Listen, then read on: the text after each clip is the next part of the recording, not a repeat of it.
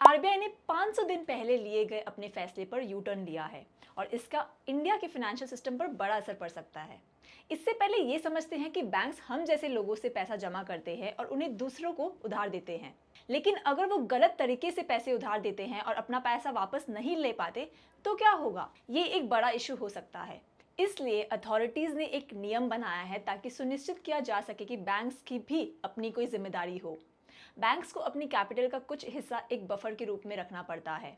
अगर एक बैंक 100 रुपए का लोन देता है तो आरबीआई के नियम के हिसाब से बैंक अपने कैपिटल का कम से कम 9% हिस्सा अलग रखे, थोड़ा सेफ रहने के लिए। पर हाँ, आरबीआई ये भी जानता है कि सब लोन्स एक जैसे नहीं हो सकते। उनका मानना है कि जो लोन ज्यादा रिस्की हैं उनके लिए बैंक को ज्यादा कैपिटल रखनी पड़ेगी। तो इसलिए उन्होंने लोन्स के लिए रिस्क वेट्स का कॉन्सेप्ट बनाया है। जैसे कि होम लोन्स में कोलैटरल होते हैं तो उसके लिए 50% का रिस्क वेट, और पर्सनल लोन्स का रिस्क ज़्यादा होता है तो पूरा 100% रिस्क वेट।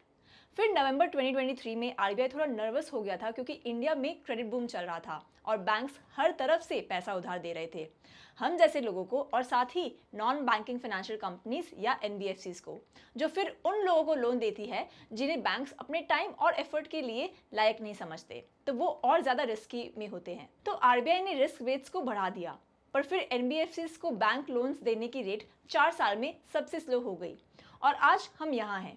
इंडिया अब थोड़ा मुसीबत में है, कंजम्पशन कम हो रही है, इकोनॉमी पहले जैसे तेजी से नहीं बढ़ रही है और लोग थोड़े चिंतित हैं, और आरबीआई को भी अब ग्रोथ को लेकर कंसर्न है। इसलिए आरबीआई ने अपने 500 दिन पुराने डिसीजन पर यू टर्न लिया है। उसने रिस्क वेट्स को फिर से नवंबर 2023 से पहले के लेवल तक कम कर दिया है और अब वो बैंक्स को फिर से एनबीएफसीज को ज्यादा लोन देने के लिए बढ़ावा दे रहा है ताकि इससे इकोनॉमी में फिर से बूस्ट मिले।